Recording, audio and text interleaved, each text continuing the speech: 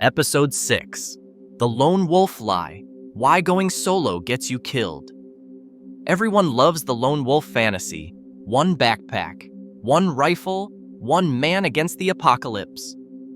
A rugged silhouette walking into the wasteland like a discount action hero. There's just one problem. That fantasy, it's lethal, because going solo isn't independence. It's isolation. And isolation is a death sentence dressed up as self-reliance. Survival influencers love telling you how you don't need anyone. They show off shelter building, bushcraft, fire starting, and combat drills. But here's the reality they won't say out loud. No single human being can sustain full spectrum survival long term. Not the strongest, not the smartest, not the most trained, because survival isn't a skill set, it's a workload. And alone, that workload will crush you. Let's list what one person must do alone to survive. Gather water, filter water, forage food, hunt food, prepare food, repair shelter, expand shelter, maintain tools, scout threats, set traps, check traps, do night watch, sleep, get sick, heal, repeat. There aren't enough hours in the day. Even elite military operators rely on teams, rotations, and shared burden. But you think you can do everything alone? No, you can't. Nobody can. Here's the real fatal flaw. You have zero redundancy. One sprained ankle, you're immobile. One infected cut, you're dying slow. One ripped tarp, you're soaked and hypothermic. One lost pack, game over.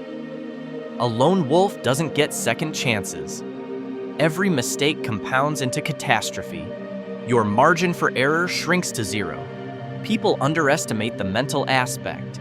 Isolation looks peaceful in movies. In reality, it destroys you. No conversation, no feedback, no shared workload, no help, no sounding board for decisions. Your brain starts creating problems that aren't there. You overthink, you underthink, you misjudge threats, you take risks you shouldn't. You become your own worst enemy. Humans evolved to operate in groups for a reason. Your nervous system is not designed for long-term isolation. Let's talk tactics. A single person cannot hold perimeter, run patrols, sleep safely, evade multiple pursuers, negotiate group conflicts, control territory, carry enough gear, sustain enough calories. In any real hostile scenario, lone wolves become easy targets. Why? Because they have no overwatch, no backup, no rotation, no force multiplier. In combat math, one person isn't one unit, they're zero. If a group wants what you have, they'll take it. The solution is not go it alone. The solution is build the smallest functional unit of survival, a micro team. 2 to 4 people, not 10, not 20, just enough to share the load without drawing attention. A good team gives you 24-hour security rotation skill diversity, redundancy and injuries, shared mental resilience, specialization, real deterrence, and the ability to rest, which might be the most important factor of all. You don't need a militia, you need a cell, not loud, not flashy, just functional. The lone wolf isn't a survivor, he's a warning.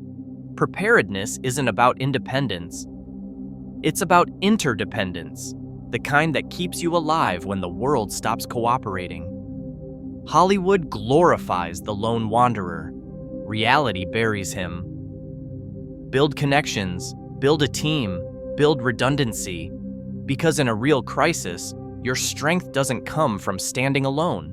It comes from not having to.